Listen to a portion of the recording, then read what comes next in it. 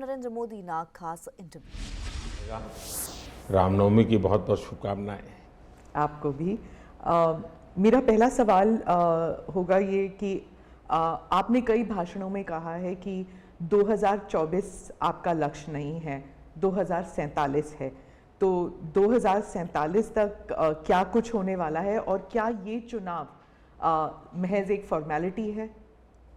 मैं समझता हूं कि 2047 को और 2024 दोनों को मिक्सअप नहीं करना चाहिए, दो अलग चीज़ें हैं। जब देश आज़ादी के 75 साल अमृत महोत्सव मना रहा था, उसी समय मैंने ये विषय सबके सामने रखना शुरू किया था, आज से 1-2 साल पहले। और मैं ये कहता था कि 2047 देश की आज़ादी के 100 साल होंगे। स्वाभाविक रूप से ऐसे जो माइलस्टोन होते हैं वो एक प्रकार से नया उत्साह भरते हैं, नए संकल्प के लिए व्यक्ति को तैयार करते हैं।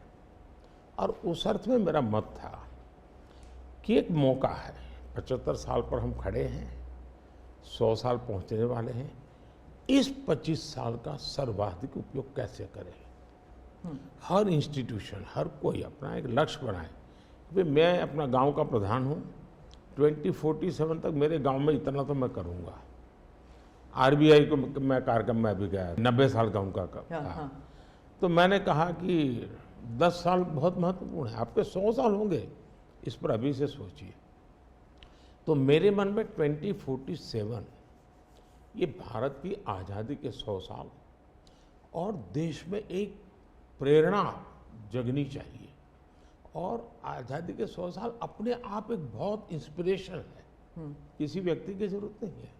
तो एक पार्ट तो वो है, दूसरा है 2024। 2024 ये चुनाव का हमारा जो क्रम है 5 साल का, उसके हिसाब से वो आया हुआ क्रम है। और मैं मानता हूँ कि चुनाव ऑल टुगेदर डिफरेंट थिंग है। एक तरफ इस चुनाव में आप देखते हैं, लोकतंत्र में चुनाव को हमने लाइट नहीं लेना चाहिए।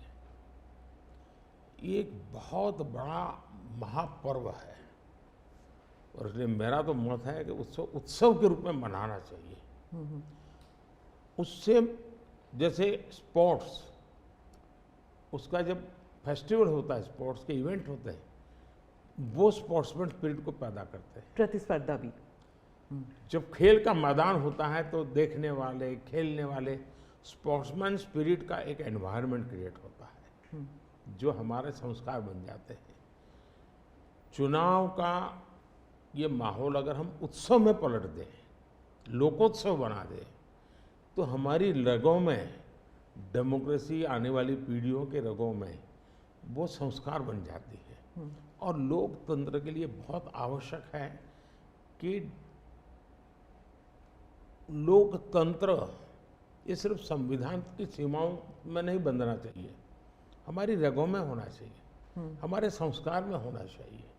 और उस अर्थ में मैं 2024 को देखता हूँ। ये बात सही है कि हमारा 25 साल का विजन, और उसमें मैंने बहुत काम किया है। और ये आज कर रहा हूँ ऐसा नहीं है, शायद मैं जब गुजरात में था तब भी इन दिशा में सोचता था।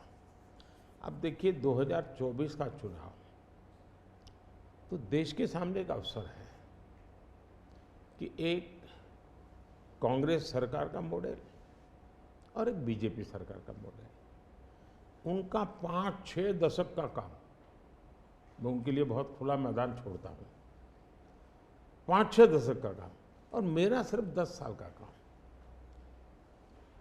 कंपैरिजन कीजिए, किसी भी क्षेत्र में कंपैरिजन कीजिए, अगर कुछ कमियां होगी तो भी हमारी एफर्ट्स में कमी नहीं रही होगी। दूसरा, मुझे 10 साल में 2 साल तो कोविड की लड़ाई में जाना पड़ा और आफ्टर इफेक्ट भी बहुत था। फिर भी आज हम कंपैरेटिवली देश को स्पीड कहो, स्केल कहो, सर्वांगीण विकास की बात करें तो वो कहें, सर्व समावेशक विकास की बात कहें तो वो देखें। हर पैरामीटर पे आपको कांग्रेस के मॉडल से एक ऐसा मॉडल नजर आ रहा है कि हाँ, इस रास्ते पर हम चलेंगे इतनी गति से, और गति और बढ़ानी है मुझे। अगले टर्म में गति भी बढ़ानी है और स्केल भी बढ़ाना है, तो वो तो मेरा लक्ष्य ही है। दूसरा, आप देखेंगे कि जब देश चलाने की देशवासी जिम्मेवारी देते हैं तो आपका सिंगल माइंडेड फोकस होना चाहिए। देश के लोग दुर्भाग्य से पहले की राजनीतिक कल्चर ने परिवार को कैसे मजबूत बनाना, परिवार की जड़ों को कोई उखाड़ न दे, उसी में शक्ति लगाते रहे। जबकि मैं देश मजबूत इसी एक लक्ष्य को लेकर के काम कर रहा हूँ। मेरी सरकार पूरी उस लक्ष्य को लेकर काम रही है। और जब देश मजबूत होता है तो हर कोई उसका बेनिफिशियरी संतोष अनुभव करता है। हाँ यार, कुछ तो हो रहा है, मेहनत तो कर रहा है, ईमानदारी से कर रहा है, इन चीज़ों का इम्पैक्ट होता है। तो 2024 ये चुनाव है और चुनाव का मैदान है, तो हम एक अपने ट्रैक रिकॉर्ड को लेकर के गए हैं और वे अपने ट्रैक रिकॉर्ड को लेकर के आए हैं। अब प्रधानमंत्री जी, आपने दो चीज़ों का जिक्र किया जिसके बारे में पूछना चाहूँगी। एक तो वो जब आरबीआई में जब आपने कहा 2014 विजन वगैरह की बात कर रहे थे, तो जब आप कहते हैं कि ट्रेलर है, आपके स्पीचेस में कहते हैं अभी तो ट्रेलर है, मैं बहुत कुछ करने वाला हूँ, तो एक कस्बा होता है जो थोड़ा नर्वस हो जाता है कि करने क्या वाले हैं मोदी जी। एक वो नर्वस होते हैं, जो दूसरी जिनका विश्वास आप पर पूर्ण तरह है, वो सोचते हैं कि हाँ अभी और काम बाकी है और मोदी जी उसे अंजाम देने वाले हैं। तो दोनों के लिए आप अगर हमें बताएं कि विजन क्या है कि 2047 तक किस तरह ये विजन सक्सेसफुल होगा, क्या आपका गेम प्लान है? जब मैं कहता हूँ कि मेरे मन में बहुत बड़े बड़े प्लान है और उसके लिए बहुत बड़े बड़े फैसले हैं, किसी को डरने की ज़रूरत नहीं है। मेरे निर्णय किसी को डराने के लिए नहीं है, किसी को दबाने के लिए भी नहीं है। मेरे निर्णय देश के सर्वांगीण विकास के लिए है, जन कल्याण के लिए है, देश के युवाओं के एस्पिरेशंस को मैं देर करना नहीं चाहता हूँ, मैं समय बिगाड़ना नहीं चाहता हूँ, उस अर्थ में मैं कह रहा हूँ। दूसरी बात है, ज़्यादातर सरकारों का स्वभाव होता है वो ये मिजाज में रहते हैं हमने तो सब कुछ कर लिया, हम तो सब कुछ करते हैं। मैं नहीं मानता हूँ मैंने सब कुछ कर लिया है। मैंने ज़्यादा से ज़्यादा करने का प्रयास किया है, सही दिशा में जाने का प्रयास किया है, फिर भी बहुत कुछ है जो मुझे अभी भी करना है, क्योंकि मैं देखता हूँ मेरे देश की कितनी आवश्यकताएं हैं। हर परिवार का सपना, वो सपना कैसे पूरा हो, ये मेरे दिल में पड़ा हुआ है। और इसलिए मैं कहता हूँ जो हुआ है वो ट्रेलर है, आपको अच्छा लगा है, लेकिन मैं बहुत अधिक करना चाहता हूँ, उस अर्थ में मैं उस बात को कहता हूँ।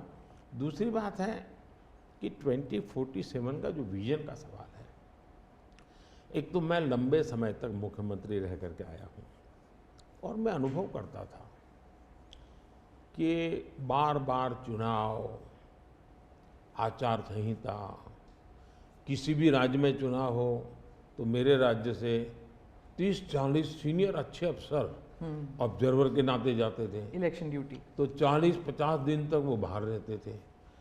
तो मुझे चिंता रहती थी कि मैं सरकार कैसे चलाऊं, क्योंकि देश में ऐसे चुनाव होते ही रहते और मेरे ऑब्जर्वर जाते रहते।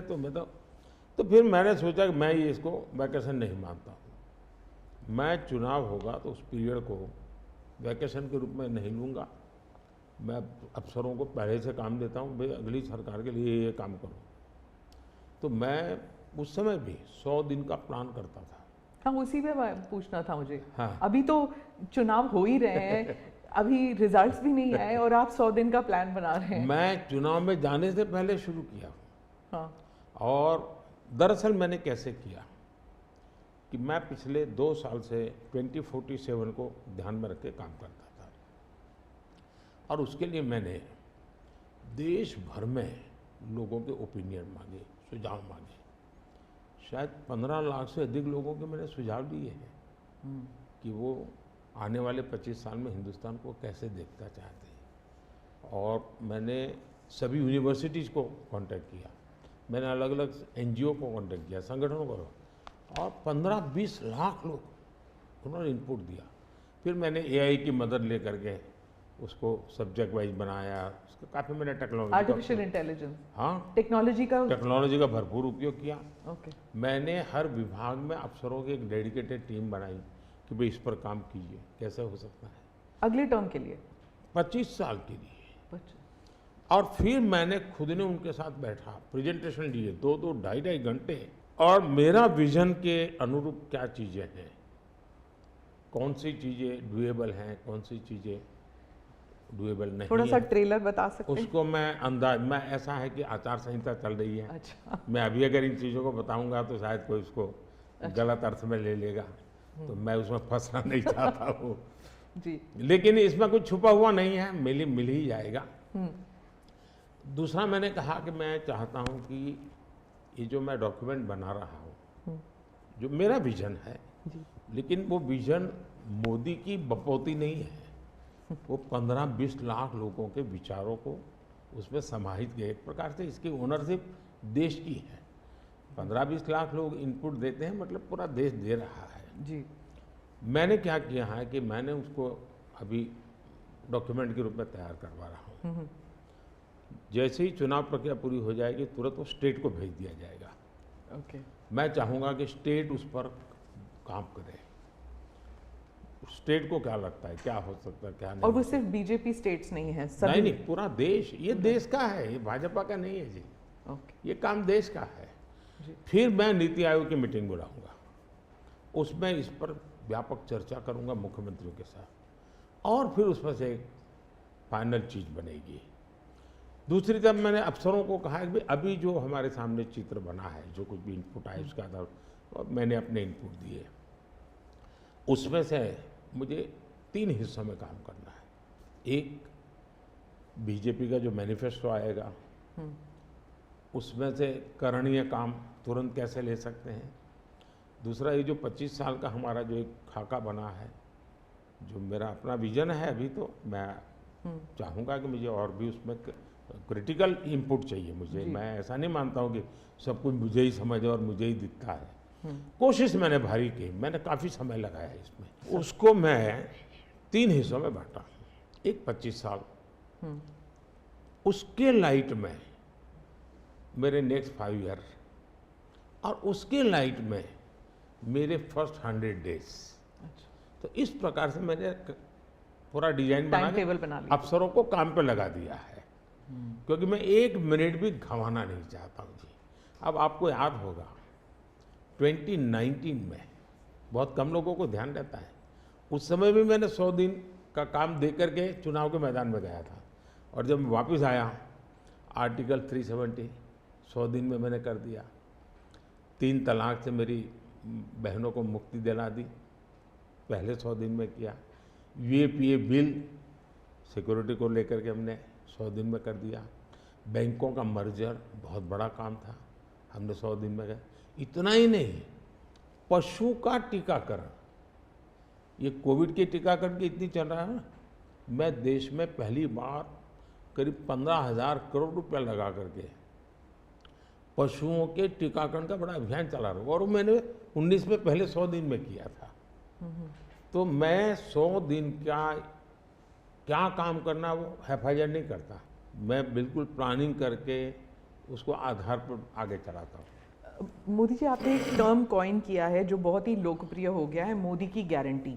अब चुनाव के वक्त कई लोग कह रहे हैं कि क्या उम्मीदवार जो है वो नॉट इम्पॉर्टेंट है, वोट तो सिर्फ मोदी जी को जा रहा है क्योंकि मोदी जी की गारंटी है।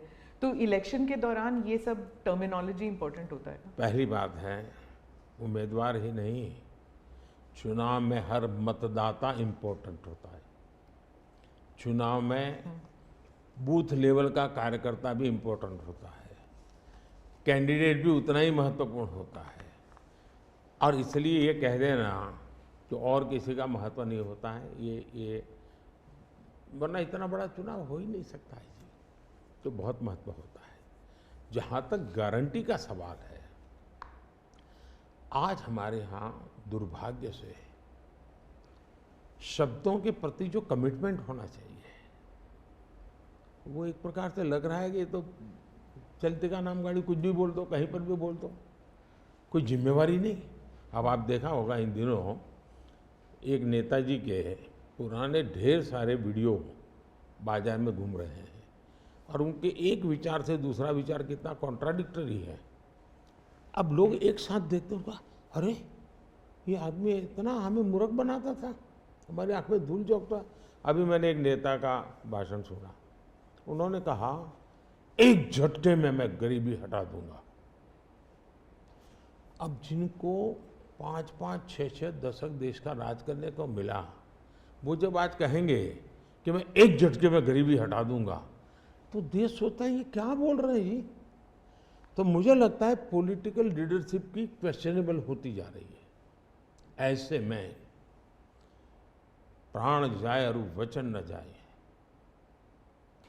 ये महान परंपरा से हम निकले हुए लोग हैं। मैं मानता हूं कि नेताओं ने ओनरशिप लेनी चाहिए, जिम्मेवारी लेनी चाहिए। ये मैं जो बोल रहा हूं मतलब मेरी जिम्मेवारी है, ये कोई करेगा ऐसा करेगा ऐसे नहीं चलता है। और उसमें से मैंने बल दिया है गारंटी का। मैं कमिटमेंट भी करता हूं और उसका मैं ओनरशिप ले रहा हूं। और जब ओनरशिप लेते हैं ना तो देश को भरोसा होता है। आज आप देखिए कि हम जो बात कहते हैं उस पर लोगों का भरोसा है। 370 हटाऊंगा, भले हमें पार्टी का जन्म हुआ तब से हम कह रहे थे, हमारे श्यामा प्रसाद मुखर्जी ने बलिदान दिया था, लेकिन हम उस पर पक्के मन से लगे हुए थे। जब मेरा मौका आया मैंने पूरी हिम्मत दिखाई, 370 गई और आज जम्मू कश्मीर का भाग्य बदल गया। 3 तलाक कितने ही चीजों से गुजरा, पॉलिटिकल लीडरशिप डर गई, लोगों को रहा भी इनके पर क्या भरोसा करें। ये तो एक बार एक बोलते दूसरी बार, लोगों का भरोसा तब बनता है, कहेगा यार ये खुद खड़े रहेंगे, ये खड़े रहेंगे और जाना भी है तो जिम्मेवारी लेकर के जाएंगे कि भाई ये था, मैं सोचा था, नहीं कर पा रहा हूं, मैं जा रहा हूं वापिस।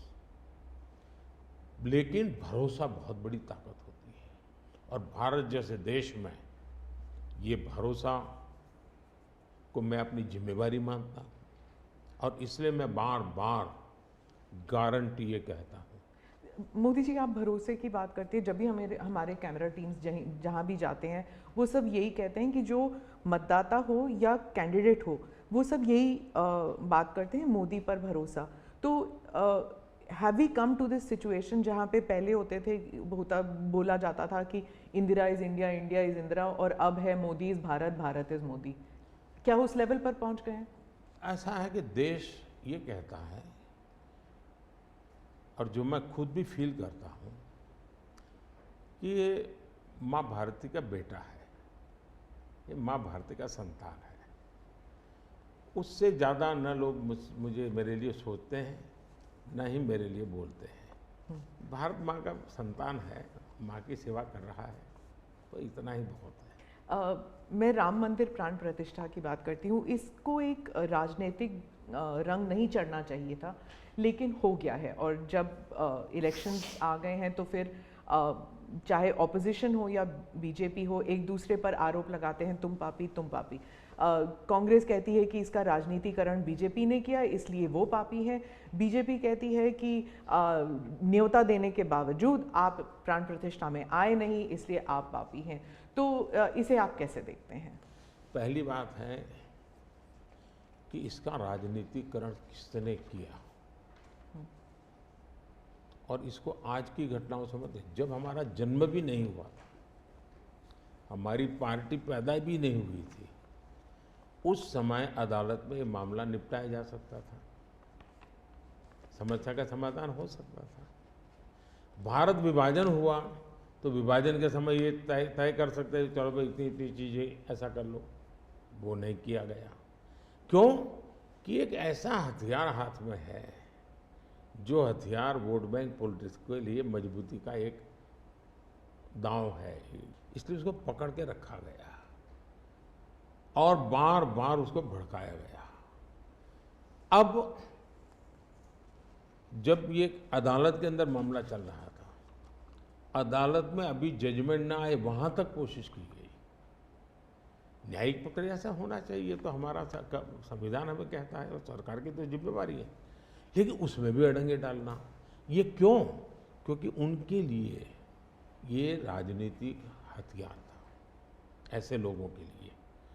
और देखिए राम मंदिर का, ऐसे लोग हैं राम मंदिर कर रहे हैं, तुम्हें मार देंगे, ऐसा करके वोट बैंक बनाने का एक तरीका था। अब हुआ क्या, राम मंदिर बन गया तो उनके हाथ से वो मुद्दा ही चला गया। अब वो किसी को डरा नहीं पा रहे हैं कि राम मंदिर आ जाएगा, आ गया, कुछ नहीं हुआ, आग नहीं लगी कोई। दूसरा, इनकी प्रकृति, आप सोमनाथ मंदिर से लेकर के अब तक की घटनाएं देखिए, वे भारत की मूलभूत आस्थाएं, भारत का मूलभूत जो पिंड है, उसके प्रति नेगेटिविटी लेकर के ही देश में वो अपनी बात है। अब सोमनाथ मंदिर को क्या प्रॉब्लम था? सरदार पटेल थे, डॉक्टर राजेंद्र बाबू को जाना था, वहां तो न जनसंघ था, न भाजपा था, न आरएसएस थी, न कोई लड़ाई थी, लेकिन उन्होंने मना कर दिया जाने। वो जो नेहरू जी की जो चिट्ठी थी, हाँ, जो भी है। अब ये और वो परंपरा आज भी चल रही है कि प्राण प्रतिष्ठा का निमंत्रण मिले और आप उसको ठुकरा दें। सचमुच में तो आपको गर्व होना चाहिए कि ये राम मंदिर निर्माण करने वाले जो भी लोग हैं, जिन्होंने संघर्ष भी किया है, वे आपके सारे पाप भूल करके, सारे आपके गुनाह भूल करके घर में आकर के आपको इनवाइट कर रहे हैं और नए से व्यवहार शुरू करना चाहते हैं। आप उसको भी उस पुराने मिजाज से ठुकरा दे, तब लगता है कि आपके लिए वोट बैंक एक बहुत बड़ी आपकी मजबूरी है। और उस वोट बैंक के चलते इस प्रकार की चीज़ें होती रहती। और ये किसी को नीचा दिखाना, किसी का अपमान करना, ये अपना अधिकार मानते हैं। और मैं कभी कभी कहता हूँ, वे तो नामदार है, हम तो कामदार है। अब मैं नॉर्थ ईस्ट जाऊँ, वहाँ के लोग कोई कपड़े पहना दे, मैं पहनता हूँ, उसकी भी मजाक उड़ाना, यानी हर चीज़ की। मैं तमिलनाडु जाऊँ, लुंगी पहनूँ, तो उनको लगता है देखो ये कर रहा है, वो कर रहा है। मैं हैरान हूँ जी, इतनी नफरत लोकतंत्र में नहीं होती है, नहीं होनी चाहिए। देखिए हमारे लिए, मैं मानता हूँ ये न राजनीति का विषय हम लोगों के लिए है, न होना चाहिए और न कभी होगा। हमारे लिए एक जबरदस्त आस्था का विषय है जी। और ये कोई प्रभु राम का संबंध कोई मेरे कारखाने में नहीं आया जी, हजारों साल से, और दुनिया के अनेक देशों में है। जब ये राम मंदिर का निमंत्रण देने के लिए ट्रस्ट के लोग मुझे आए, उन्होंने ठुकरा दिया। मैं सोचने लगा, इतना बड़ा मुझे दायित्व दिया जा रहा है, मैं अपने आप को योग्य क्या कैसे करूं, अपने आप को योग्य कैसे बनाऊं।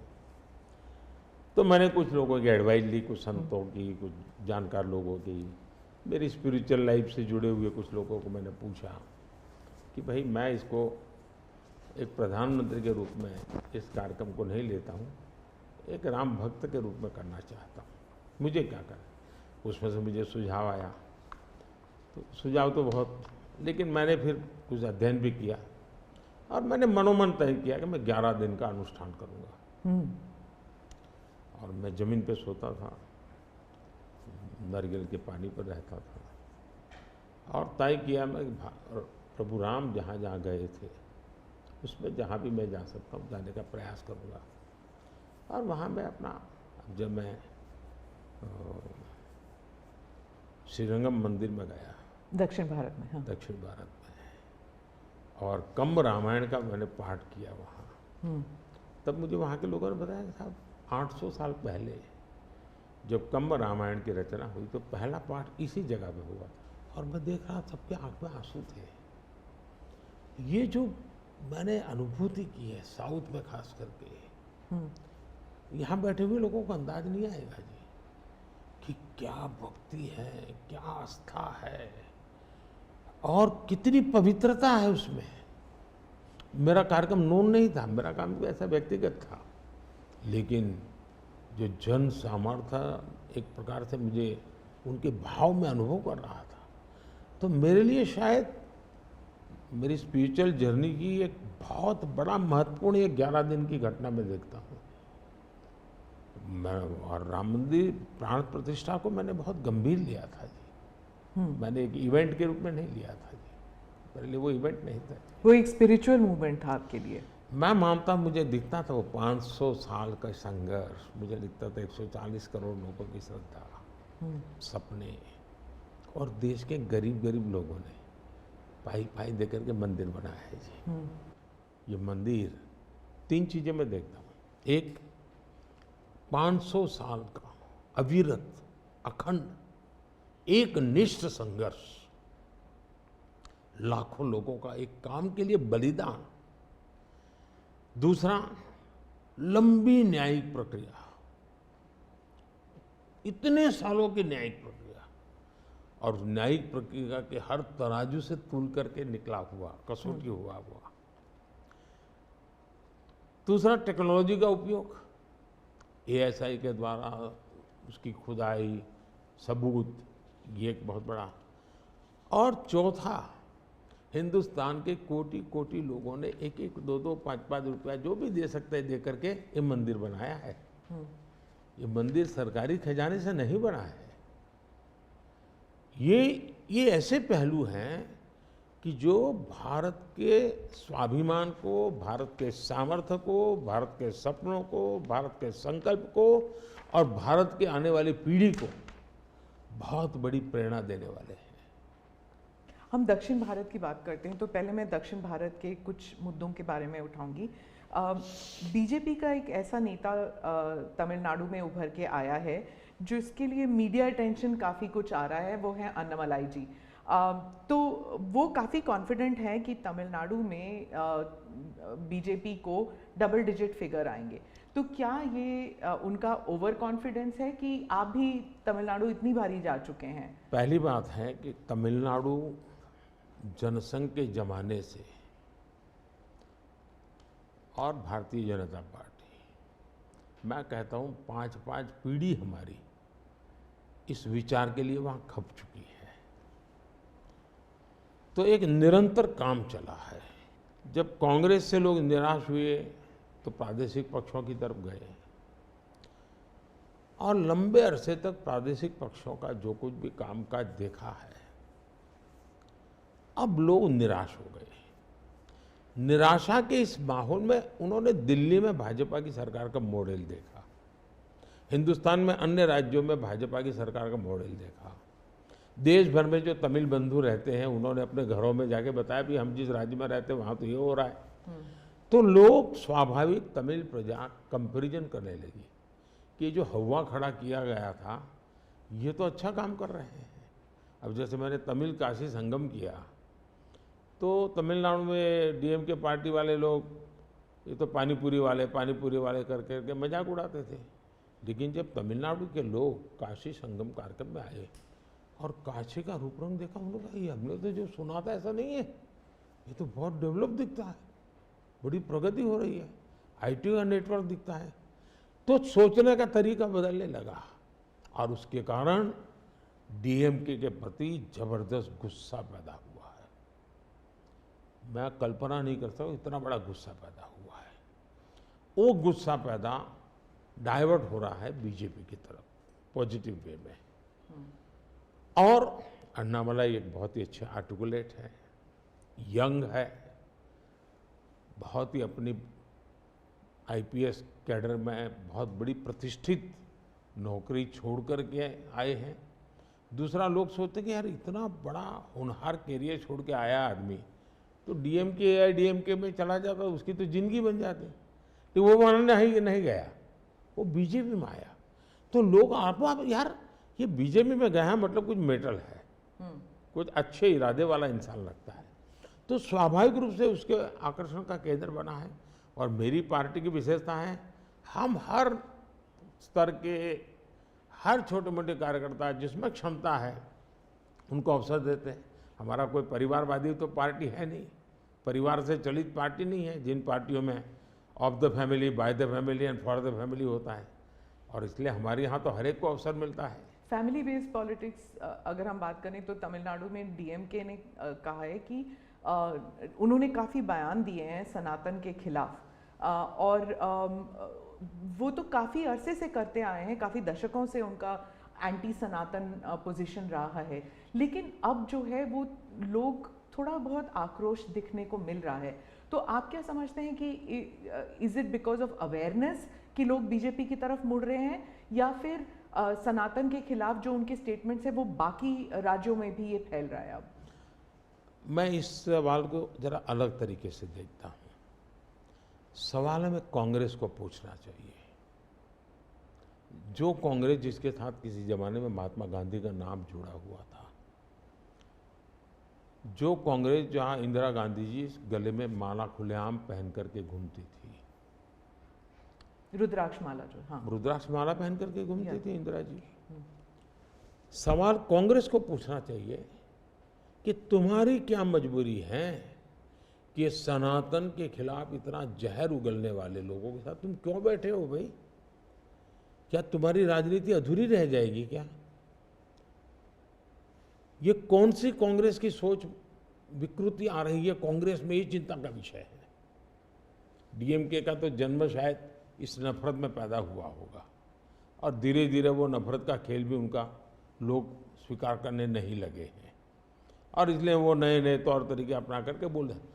प्रश्न उनका नहीं है, प्रश्न कांग्रेस जैसी पार्टी का है कि उसने अपना मूल कैरेक्टर गंवा दिया है क्या? जब संविधान सभा में जो लोग बैठे थे तो ज़्यादातर गांधीयन लोग थे, ज़्यादातर कांग्रेस की विचारधारा से जुड़े हुए लोग थे, और पहला संविधान बना, उसके हर पेज पर जो पेंटिंग है रामायण, वो सनातन की ही परंपरा से जुड़े हुए हैं। तो आपका संविधान बना, उस संविधान में सनातन का गौरव का हिस्सा था, और आज सनातन को इतनी भयंकर गालियां देने की हिम्मत हो और आप उनके साथ चुनाव की राजनीति करें, उनके साथ मंच साझा करें, मजबूरी कांग्रेस की ये देश के लिए चिंता का विषय है। और जो तमिलनाडु के मुख्यमंत्री और कुछ और दक्षिण के मंत्री हैं, मुख्यमंत्री हैं, वो कहते हैं कि जो दक्षिण है वो अलग इकाई है, उत्तर अलग इकाई है, दक्षिण भारत और उत्तर भारत, और बीजेपी जो है वो दक्षिण भारत में सेंध नहीं कर सकती। राहुल गांधी ने तो संसद में भी कहा था कि आप अगर पूर्व से देखें, बंगाल से देखें, उड़ीसा, आंध्र प्रदेश, तेलंगाना, तमिलनाडु, केरल तक जाएं, पूरे उस एरिया में बीजेपी सेंध नहीं कर पाएगी। दो अलग इकाई है क्या दक्षिण भारत और उत्तर भारत? पहली बात है, भारत बहुरत्ना वसुंधरा है, भारत विविधताओं से भरा हुआ देश है। यहाँ रेगिस्तान भी है, यहाँ समुद्री तट भी है, यहाँ हिमालय भी हैं, और यहाँ सह्याद्री भी हैं, यहाँ गंगा के पट भी हैं और कावेरी के पट भी हैं। तो भारत को टुकड़ों में देखना ये भारत के प्रति नासमझी का परिणाम है। अगर यही भाव होता, अगर आप हिंदुस्तान में देखें प्रभु राम के नाम से जुड़े हुए गांव कितने सबसे ज़्यादा कहाँ हैं, तो तमिलनाडु में है। इतने सारे गांव के नाम हैं कि उसमें राम तो होगा ही होगा। अब इसको आप कैसे अलग कह सकते हैं? किसको गले उतारेंगे आप? लेकिन भारत की विविधता है, पंजाबी जैसा होगा वैसा नागालैंड का व्यक्ति नहीं होगा, गुजराती जैसा होगा वैसा कश्मीर का व्यक्ति नहीं होगा। तो विविधता ही तो हमारी शक्ति है, हमने विविधता को सेलिब्रेट करना चाहिए। हमें गुलदस्ता ऐसा है भारत का जिसमें हर एक का अपना फूल दिखाई दे, ये भाव होना चाहिए। कांग्रेस कहती है कि बीजेपी और खासकर मोदी जी इस विविधता को अप्रिशिएट नहीं करते, एक रंग में ढालना चाहते हैं, और अगर 400 सीट जो आप कह रहे हैं अगर वो आ जाता है तो संविधान रद्द हो जाएगा, एक ही भाषा, एक ही रहन सहन, एक ही तरीका होगा, और वो है जो मोदी जी कहेंगे। मैं समझ नहीं पाता हूँ कि जो व्यक्ति यूएन में जाकर के पहली बार दुनिया की सबसे पुरातन भाषा तमिल भाषा का गुणगान करता हो, किस आधार पर उस व्यक्ति को आप ऐसे आरोप लगा रहे हो? मेरा तो मत है, और मैं जब कपड़े अलग अलग राज्य के पहनता हूं तो उनको ये परेशानी हो रही है। मुसीबत उनकी है कि वो एक सांचे में देश को डालना चाहते हैं। हम तो विविधता की पूजा करते हैं, हम विविधता को सेलिब्रेट करते हैं, और मैं हमको हर एक को कहता हूँ, जैसे हमने कहा कि भाई डॉक्टर बनना है, इंजीनियर बनना, मातृभाषा में क्यों नहीं बन सकता है? जब मैं मातृभाषा में डॉक्टर इंजीनियर बनने की बात करता हूँ, मतलब कि मैं मातृभाषा को सेलिब्रेट कर रहा हूँ, उसका महात्मा बढ़ा रहा हूँ। मुझे ये अभी ये गेमिंग वाले सब बच्चों के साथ बैठा था, तो उन्होंने से किसी ने पूछा कि हमारे लिए कोई संदेश, तो ऐसे मैंने कहा एक काम करो, अब जब भी आप हस्ताक्षर कहीं करेंगे, सिग्नेचर करेंगे, अपनी मातृभाषा में सिग्नेचर करो, इतना तो गर्व करो। अब मैं तो विविधता को लाने की कोशिश कर रहा हूँ। अब उनको आरोप लगाने हैं, क्या करेंगे? कुछ मुख्यमंत्री हैं वो कहते हैं कि उन्हें सेंटर से सहयोग नहीं मिलता। दक्षिण के भी कुछ मुख्यमंत्री हैं, आप भी मुख्यमंत्री रह चुके हैं, अब प्रधानमंत्री हैं पिछले 10 साल में। क्या कोऑपरेटिव फेडरलिज्म को लेकर आपके विचार बदल गए हैं जब आप मुख्यमंत्री थे और जब अभी आप प्रधानमंत्री हैं? दरअसल, और क्या उन्हें नहीं मिलता सहयोग? दुर्भाग्य हुआ है कि जो रीजनल एस्पिरेशंस होते हैं उसको सबसे ज़्यादा तवज्जो देनी चाहिए, ये मेरी पार्टी की फिलॉसफी है। अगर आप रीजनल एस्पिरेशंस जो हैं उसको नकार करके विकसित भारत का सपना पूरा नहीं कर सकते। दूसरा, मैं गुजरात में लंबे समय तक मुख्यमंत्री रह के आया हूँ, और मेरा सौभाग्य है कि देश में मैं पहला प्रधानमंत्री ऐसा हूँ कि जिसके पास राज्य के मुख्यमंत्री का इतना बड़ा अनुभव रहा है। तो एक मुख्यमंत्री के नाते केंद्र से क्या अपेक्षाएं होती हैं, केंद्र से क्या तकलीफें होती हैं, उसको मैंने भली भांति झेला है, समझा भी है, और इसलिए मैं कतई नहीं चाहूँगा कि मेरे देश का कोई राज्य, उसका उमंग उत्साह हो विकास का, उस पर कोई रुकावट पैदा हो। अगर रुकावट हटा सकता हूँ और उसमें मैं उनकी मदद कर सकता हूँ, वो भी मैं करने के लिए, क्योंकि मुझे देश बनाना है। दूसरा, मैं जब गुजरात था तब भी मेरा मंत्र था, यहाँ सरकार यूपीए की थी, तब भी मेरा मंत्र था भारत के विकास के लिए गुजरात का विकास। मैं गुजरात का विकास करूंगा, क्यों? क्योंकि मुझे मेरा देश का विकास करना है। हमारे देश में वातावरण बनना चाहिए, और हमने एस्पिरेशनल डिस्ट्रिक्ट की कल्पना की। हर राज्य में हमने कहा कि ये राज्य के पैरामीटर के बराबर है। भारत सरकार ने योजना बनाई, उसकी मदद की। सभी राज्य आज हमारे एस्पिरेशनल डिस्ट्रिक्ट में और एस्पिरेशनल ब्लॉक में मिल करके हम काम कर रहे हैं, और बहुत अच्छे परिणाम नजर आ रहे हैं। अब आप कोरोना देखिए, मैंने इतनी बार चीफ मिनिस्टर की मीटिंग की, शायद 20-25 बार, और हर चीज़ में सब मिल करके निर्णय करते थे। तो हम साथ मिल करके चले तो हम कोरोना के जंग को जीतने में सफल हुए। और मैं पब्लिकली कहता हूँ कि कोरोना की लड़ाई में भारत की सफलता का कारण, मैं सभी राज्यों का भी उतना ही योगदान है, मैं रिकॉग्नाइज करता हूँ। और इसलिए मैंने हमेशा कहा है कि देश को आगे ले जाना है तो हमें कॉम्पिटिटिव कोऑपरेटिव फेडरलिज्म चाहिए। हमारे यहाँ स्पर्धा होनी चाहिए, तंदुरुस्त स्पर्धा होनी चाहिए विकास की, तब जाकर के। अब देखिए G20, मैं G20 दिल्ली में कर सकता था, मैंने ऐसा नहीं किया। हिंदुस्तान के हर राज्य में G20 समिट किया, क्योंकि हर राज्य में G20 को सबसे ज़्यादा अवसर मिले, लोगों को उस राज्य को देखने का अवसर मिले, राज्य को अपना एक्सपोजर के लिए ग्लोबल प्लेटफॉर्म मिल जाए। क्यों? क्योंकि मैं चाहता हूँ मेरा देश का हर कोना मेरे लिए देश ही है। मोदी जी, दो सवाल G20 को लेकर मैं पूछना चाहती थी आपसे। एक तो वो जो क्लासिक शॉट था ना, वो प्रेसिडेंट बाइडेन और प्रिंस सलमान जो हैंडशेक वाला जो शॉट, उसके बारे में एक। दूसरा, वेस्टर्न मीडिया में बहुत से आर्टिकल्स आते थे उस वक्त कि कोई कंसेंसस होगा नहीं, डिक्लेरेशन होगा नहीं, पर हो गया डिक्लेरेशन। तो ये दो, इन दोनों चीज़ों की बैक स्टोरी बताइए। एक तो आपने वो हैंडशेक कैसे करवाया और दूसरा डिक्लेरेशन कैसे हुआ? एक ग्लोबल गुड जब उसके लिए काम करते हैं और अपने निजी कोई इफ्स एंड बट्स नहीं होते हैं, तो आप दुनिया को ऑन बोर्ड ले सकते हैं। और मेरी कोशिश ये थी कि मुझे बताइए भाई, आखिरकार ये G8 और G20 पैदा कैसे हुआ?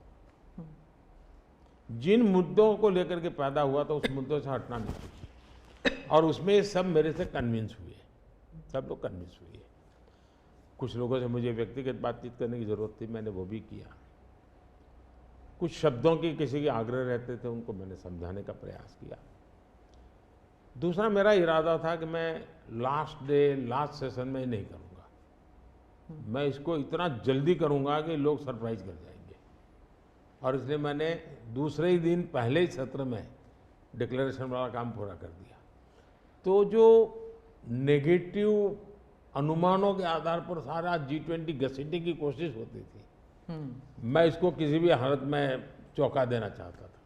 तो दैट वाज माय स्ट्रेटेजी, और वो स्ट्रेटेजी सफल हुई। और मुझे खुशी है, जहाँ तक दुनिया के उन देशों को क्यों लाए साथ, कैसे लाए।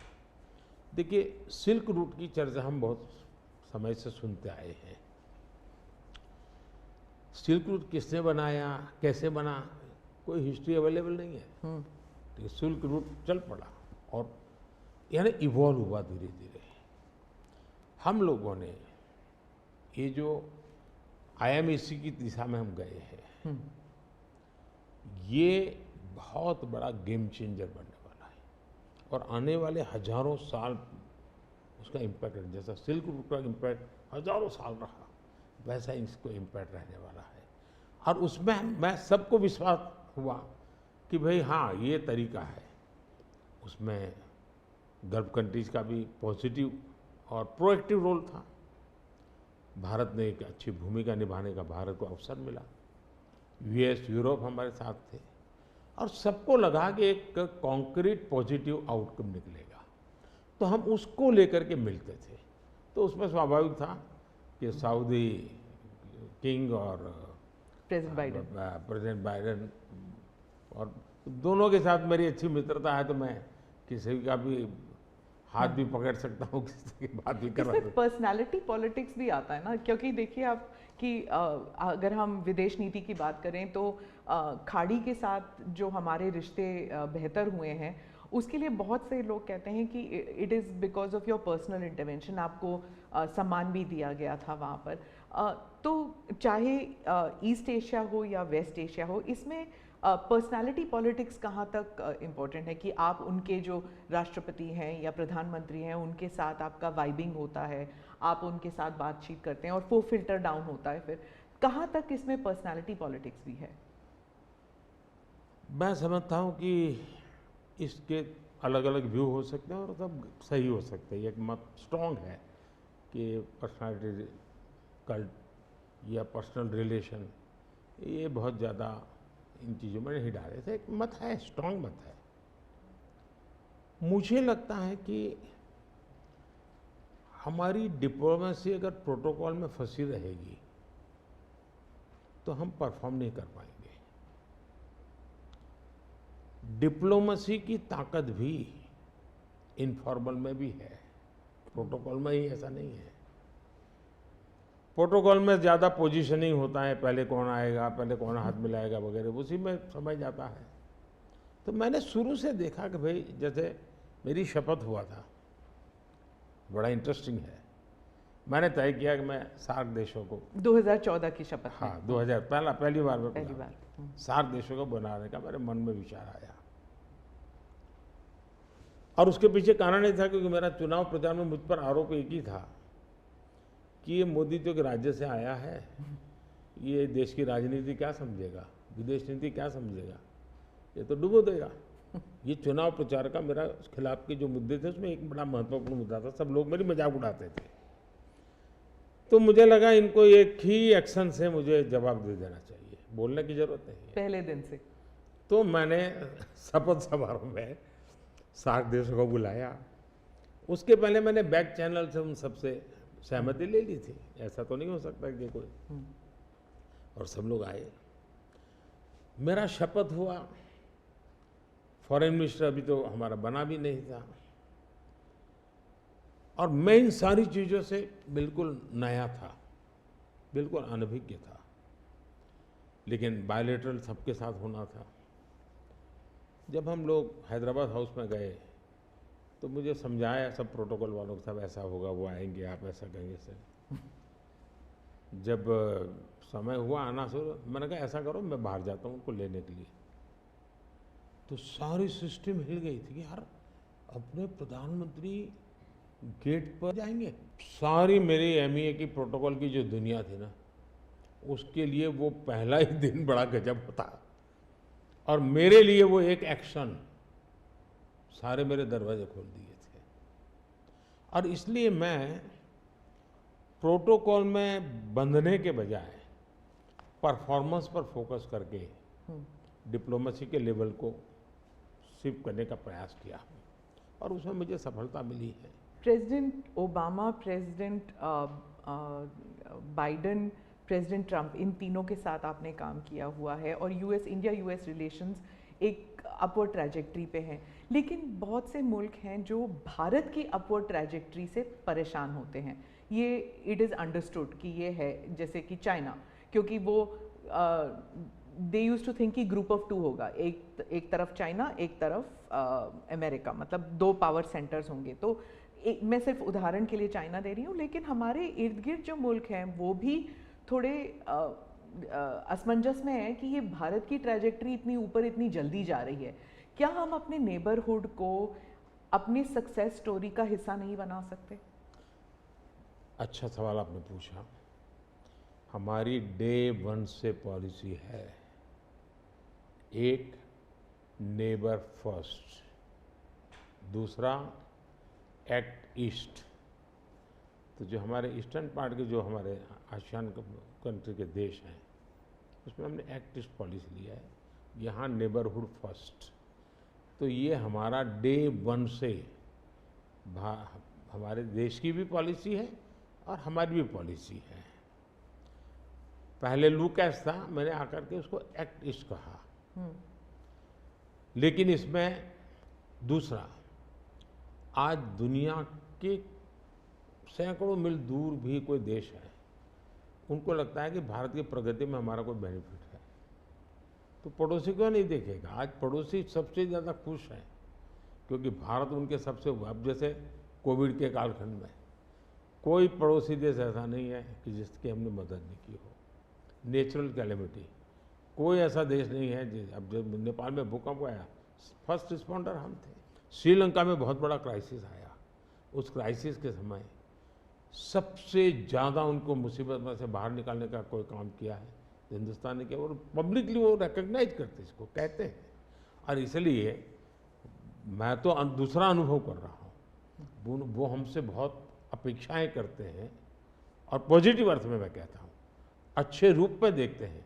और भारत ने भी कहा है कि भाई हम हमारे सभी देशों को, पड़ोसियों को शक्तिशाली और समृद्ध देखना चाहते हैं। आपने दोस्ती का हाथ बढ़ाया था 2014 से ही पाकिस्तान, चाइना के साथ भी ऐसे किया था। लेकिन जब आप सक्सेस स्टोरी या अपने नेबरहुड फर्स्ट की बात करते हैं तो पाकिस्तान, चाइना, मालदीव्स ये भी आते हैं, और यहाँ पर कटाक्ष है अगर आप बात करें तो। इसके लिए सुधार उसमें उनकी अंदरूनी राजनीति महत्वपूर्ण है। भारत और उन देशों का संबंधों से ज़्यादा उनका इंटरनल पॉलिटिक्स के लिए कुछ चीज़ें जरूरी है। जी, विदेशी मीडिया जो है वो हमेशा कहती है कि Modi is the most popular prime minister in India. वो इस बारे में कोई दो राय नहीं है, लेकिन ये भी कहती है कि a strong Modi means democracy start sliding. मतलब लोकतंत्र के लिए खतरा है अगर मोदी जी और स्ट्रॉन्ग हो जाएंगे। लेकिन भारत में कुछ और ही है। वो वही रेटिंग्स, वही एजेंसीज कहते हैं कि लोग जो हैं वो खुश हैं कि मोदी जी अगर स्ट्रॉन्ग हो जाएं, तो उन्हीं के रेटिंग्स ये कहते हैं। आप इस बारे में क्या कहेंगे? पहली बात है कि उनकी टर्मिनोलॉजी क्या है और उनके इस कंक्लूजन पर आने का आधार क्या है, ये अपने आप में एक रिसर्च का विषय है। लेकिन मैं ये समझ नहीं पाता हूँ कि जिस देश में 6 लाख पंचायतें चुने हुए लोगों से चलती हो, दुनिया में कोई देश ऐसा है कि जहाँ 6 लाख पंचायतें और नियमित रूप से चुनाव जहाँ होते हैं, इतने राज्य, अनेक पार्टियों की सरकारें। हमारे देश में शायद ही कोई ऐसी पॉलिटिकल पार्टी होगी जो कहीं सत्ता में ना हो। तो ये सब होने के बावजूद अगर ये कहना कि सर्वसत्ताधीश कोई बन रहा है, तो ये तो मुझे लगता है उनको जानकारियों का अभाव है। हिंदू दूसरा, अगर मोदी सर्वसत्ताधीश के रूप में रहता तो G20 में मेरे अगल बगल में ही कर रहा है। मैंने तो राज्यों के पास, क्योंकि डेमोक्रेटिक कैरेक्टर है ये हमारा। मोदी जी एक मैं मदर ऑफ डेमोक्रेसी इसकी दुनिया में गुंज कर रहा हूँ, तो उनको क्वेश्चन हो रहा है, क्योंकि वो अभी भी स्वीकारने को तैयार नहीं कि भारत मदर ऑफ डेमोक्रेसी है। हाँ, एक सवाल था, यूक्रेन में जब युद्ध चल रहा था तो भारत के जो वहाँ पर छात्र थे उन्हें सुरक्षित रूप से वापस भारत लाया गया। ये एक दिल हिलाने वाला किस्सा था। इसमें आपने हॉस्टिलिटीज़ रोकने के लिए पर्सनल हस्तक्षेप किया था, पर्सनल इंटरवेंशन किया था, ये सुनने में आया है। तो इसके बारे में कुछ बताएंगे? देखिए, यूक्रेन की चर्चा जरा ज़्यादा हुई खिलाफ, लेकिन मैं 14 से लेकर ऐसी कई घटनाएं हैं। अगर आपने एक सुषमा स्वराज जी का एक इंटरव्यू है, आप देखिए कि कैसे यमन में से हमने हिंदुस्तान के लोगों को लाए, और सऊदी किंग के साथ मैंने बात कर करके उनसे कहा भाई मुझे वहाँ यमन से लोगों को लाना है, तो आपका बॉम्बार्डिंग चल रहा है, हम कर नहीं पा रहे हैं, मुझे कैसे मदद करेंगे? तो उन्होंने कहा कुछ समझ लीजिए मुझे। और सुषमा जी ने अपने इंटरव्यू में सारी चीज़ें कही हुई है। भारत की रिक्वेस्ट पर एक पीरियड रहता था जिस पीरियड में बॉम्बार्डिंग नहीं होता था, और उस समय हम हवाई जहाज़ में हमारे लोगों को निकालते। यमन से करीब 5000 लोगों को हम लाए थे। उसी प्रकार से यूक्रेन में मेरा यूक्रेन से भी इतना ही घनिष्ठ नेता है, मेरा रशिया से भी इतना ही घनिष्ठ नाता रहा है। दोनों राष्ट्रपति के साथ में बहुत मित्रतापूर्ण मेरा रहा है। मैं पब्लिकली राष्ट्रपति पुतिन को कह सकता हूँ कि युद्ध का समय नहीं है। मैं यूक्रेन को भी कह सकता हूँ पब्लिकली कि बातचीत के रास्ते पर ही जाना चाहिए, और इसके कारण मेरी क्रेडिबिलिटी है।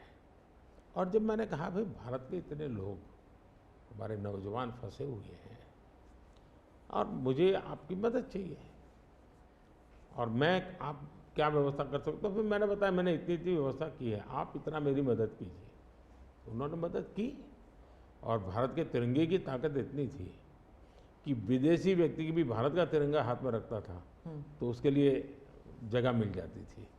तो मेरा तिरंगा ही मेरी गारंटी बन गया था। एक सवाल है इलेक्टोरल बॉन्ड्स के बारे में। राहुल गांधी जो हैं वो हर भाषण में कहते हैं, और विपक्ष के नेता भी कहते हैं कि इसमें धांधली हुई है। आपकी पार्टी के लोग भी कहते हैं कि अगर गलती है, अगर इसमें कोई गुंजाइश है इसके सुधार में, तो वो कर सकते हैं। क्या ये गलत फैसला था इलेक्टोरल बॉन्ड्स का? पहली बात है कि हमारे देश में लंबे अरसे से चर्चा चली है कि चुनावों में काला धन एक बहुत बड़ा खतरनाक खेल हो रहा है। देश के चुनावों को काले धन से मुक्ति मिले, इसके लिए कुछ करना चाहिए। चर्चा लंबे समय से चल रही है। चुनाव में खर्च तो होता ही होता है, कोई इनकार नहीं कर सकता है। मेरी पार्टी भी करती है, सब पार्टियां करती है, कैंडिडेट भी करते हैं, और पैसे लोगों से लेने पड़ते हैं, सब पार्टियां लेती हैं। मैं चाहता था कि हम कुछ कोशिश करें कि इस काले धन से हमारे चुनाव को कैसे मुक्ति मिले, ट्रांसपेरेंसी कैसे आए। एक प्रामाणिक पवित्र विचार मेरे मन में था।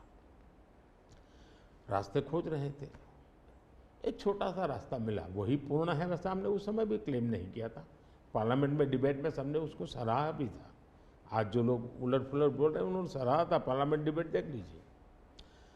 हमने कैसे कैसे काम किया, जैसे 1000 और 2000 के नोट खत्म कर दिए। चुनाव में वही बड़े बड़ी मात्रा में ट्रैवलिंग करते हैं, क्यों कि ये काला धन खत्म हो। हमने सुप्रीम कोर्ट ने कहा था कि 20,000 रुपये तक पॉलिटिकल पार्टियां कैश ले सकती हैं। मैंने कानून बनाकर, नियम बना करके 20,000 को 2,500 कर दिया। क्यों? क्योंकि मैं नहीं चाहता था कि ये कैश वाला कारोबार चले। फिर मैंने कहा है कि इलेक्टोरल बॉन्ड, कि जो पार्टी अपना सीक्रेसी मेंटेन करना चाहती है। होता था क्या, जैसे हम पहले बीजेपी में चेक से पैसा लेंगे तय किया, तो सब व्यापारी लोग हमें आकर के कहें साहब हम चेक से दे ही नहीं सकते। हमने कहा क्यों नहीं दे सकते?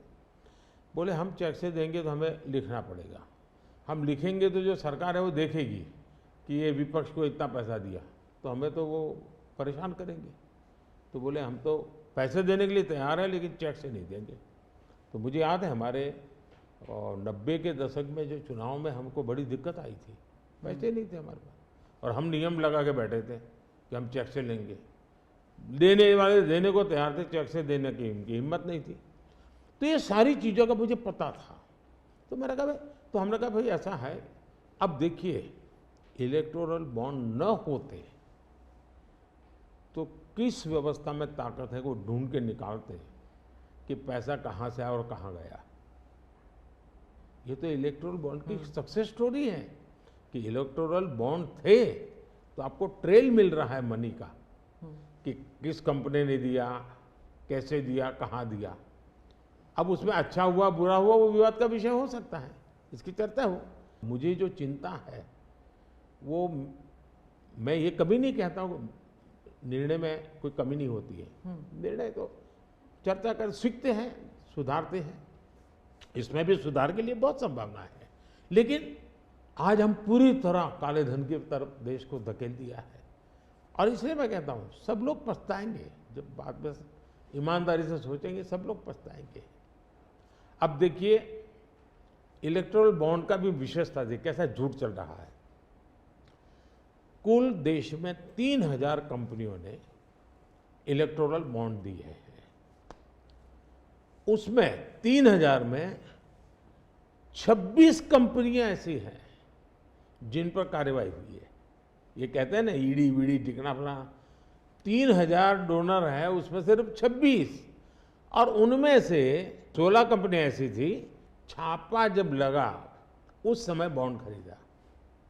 कोई जोड़ सकता है इसको, अगर बॉन्ड खरीदा, लोग ये जोड़ रहे हैं, उसकी विशेषता ये है कि ये जो 16 कंपनियों ने बॉन्ड खरीदा उसमें से 37 पैसा अमाउंट बीजेपी को डोनेशन में मिली। 37, 63% बीजेपी के विरोधी पार्टियों को मिली। अगर पूरे जोड़े जाएं तो हाँ। मैं ये 16 कंपनी जिसका ईडी सीबीआई कोई न कोई उस समय एक्शन भी हुआ और बॉन्ड भी निकला, 37% अमाउंट बीजेपी ने, 63 ऑपोजिशन को। क्या ईडी रेड करे और ऑपोजिशन को डोनेशन देने का कार्यक्रम वर्क करे? क्या बीजेपी ऐसा करेगी? इसका मतलब कि 63% पैसा विपक्ष के पास जाए और आप आरोप हम पर लगाए, लेकिन उनको गोलमोल बोलना है और भाग जाना है। हम ट्रांसपेरेंसी की बात करते हैं तो विपक्ष कहता है कि ईडी, सीबीआई, आईटी, सारे के सारे इदारे जो हैं, इलेक्शन कमीशन को भी जोड़ते हैं वो, कि सारे इदारों पर बीजेपी हावी है और लेवल प्लेइंग फील्ड है ही नहीं, मतलब they already making the ground कि इलेक्शन जो है वो फेयर नहीं हो सकता। इसमें एक भी कानून मेरी सरकार ने नहीं बनाया, चाहे ईडी हो, सीबीआई हो, चाहे इलेक्शन कमीशन। ऊपर से हमने तो इलेक्शन कमीशन में सुधार किए हैं। आज इलेक्शन कमीशन बनता है तो ऑपोजिशन भी उसमें होता है। पहले तो प्रधानमंत्री एक फाइल पे साइन करके इलेक्शन कमीशन बना देता था, और जो उनके परिवार के साथ निकट जुड़े थे ऐसे ऐसे लोग इलेक्शन कमिश्नर बने थे। ऐसे लोग इलेक्शन कमिश्नर बने थे जो वहाँ से निकलने के बाद राज्यसभा के मेंबर बने, उनकी सरकार के मिनिस्टर बने। ऐसे इलेक्शन कमिश्नर बने थे जो कांग्रेस के बाद में कैंडिडेट बने, और इसलिए हम उस लेवल पे प्ले नहीं कर सकते। तो हमारा लेवल प्ले फील्ड हो ही नहीं सकता, हम ऐसे बन ही नहीं सकते। हम अच्छे रास्ते पर जाना चाहते हैं, हम उस रास्ते पर जाना नहीं चाहते। दूसरी बात है, आखिर ईडी सीबीआई कैसे बनी? ईडी वगैरह का आप देखेंगे या इलेक्शन कमीशन का अपने एक कहावत है, नाच न जाने आंगन टेढ़ा। और इसलिए कभी ईवीएम का बहाना निकालेंगे, कभी मूलतः पराजय के लिए वो कुछ रीजनिंग अभी से सेट करने में लगे हैं ताकि पराजय उनके खाते में न चढ़ जाए।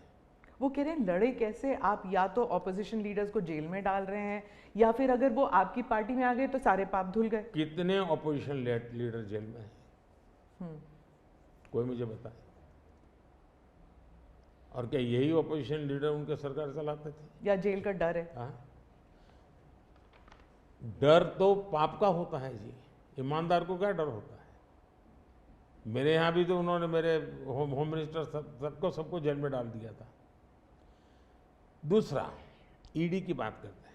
आप गुजरात के बारे में कह रहे हैं जब आप मुख्यमंत्री? हाँ, मैं मुख्यमंत्री था। अच्छा, जो ईडी की बात करते हैं, ईडी ने जितने केसेस किए ना, उसमें से सिर्फ, देश को समझना, सिर्फ 3% ही पॉलिटिकल लोग इन्वॉल्व है जिन पर एक केस हुए हैं।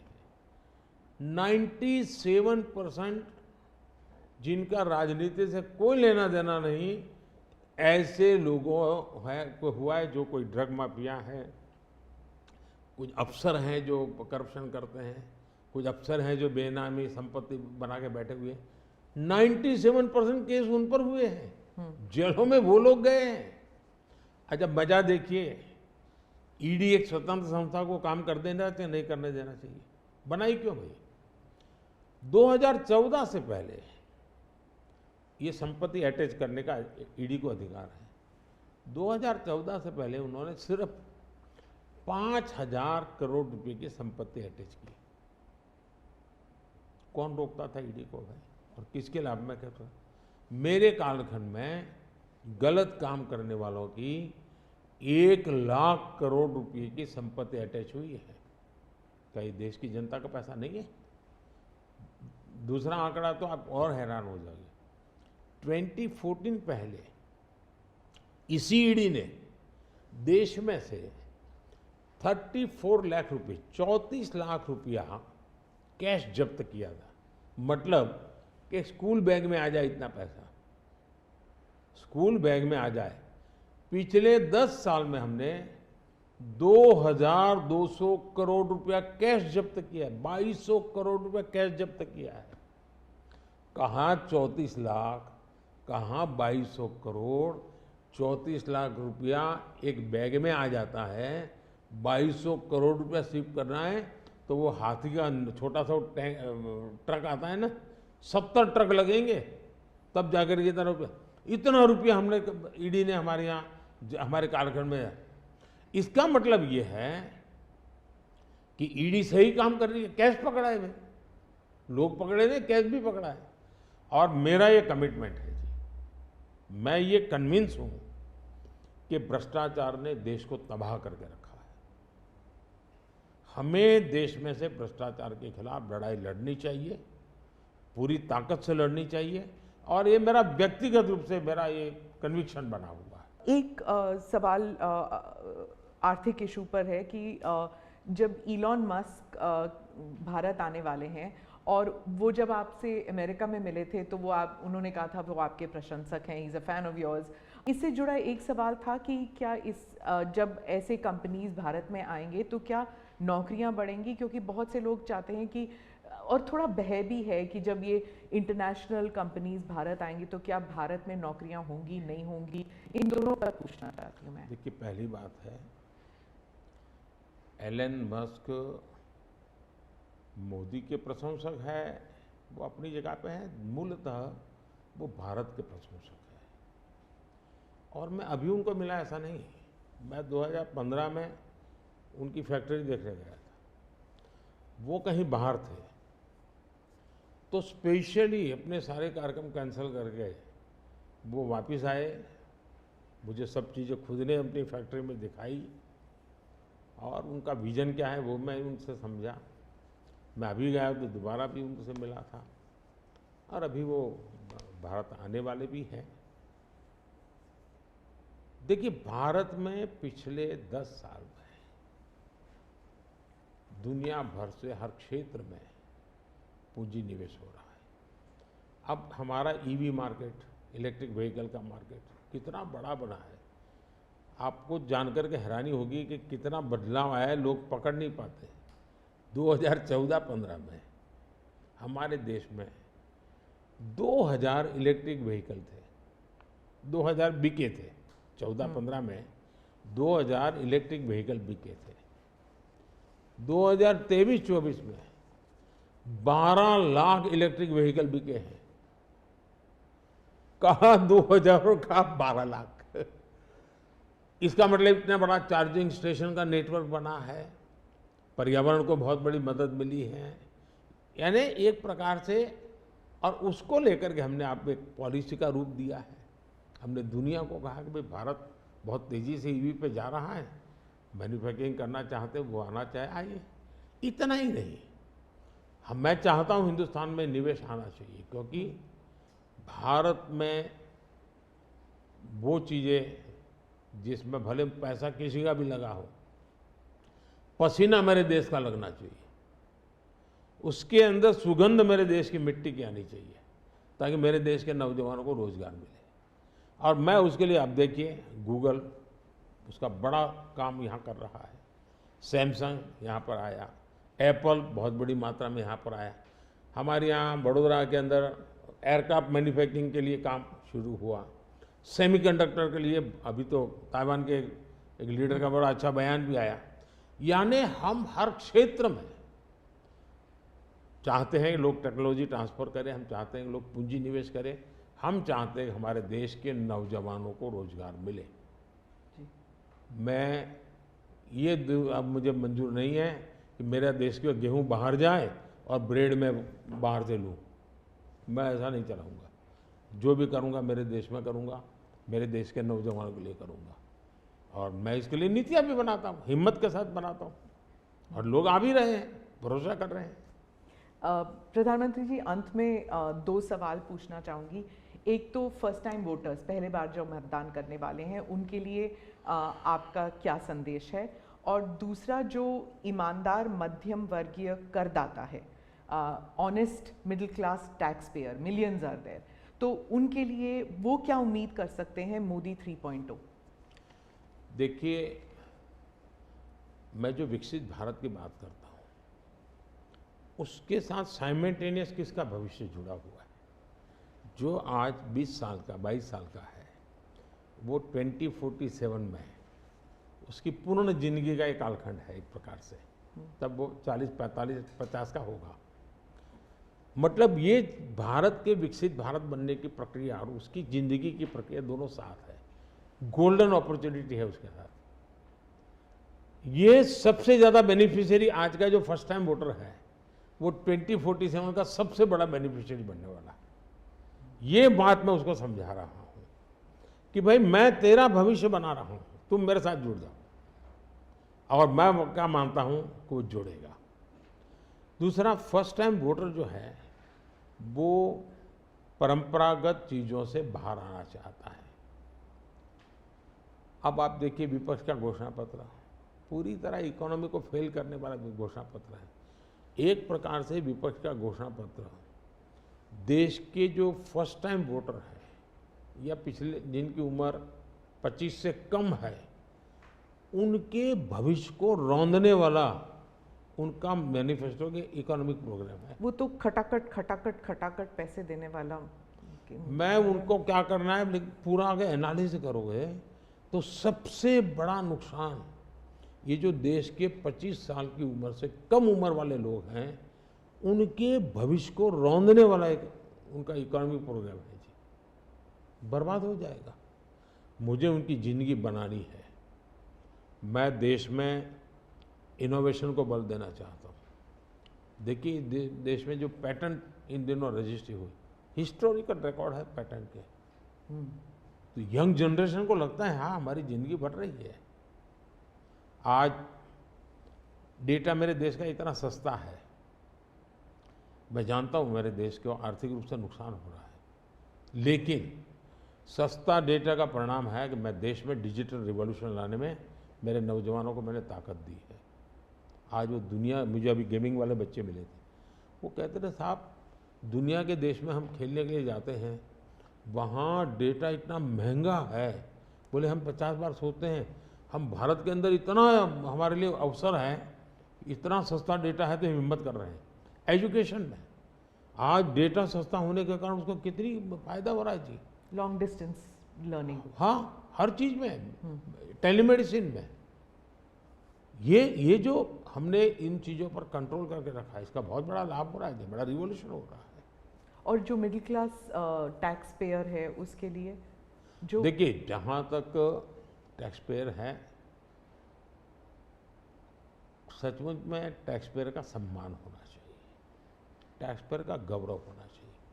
आए दिन रास्ते चलते हर टैक्स पेयर को गाली देते रहेंगे तो देश कैसे चलेगा जी? ये मैं समझ नहीं आता हूँ ये किस सोच का परिणाम है।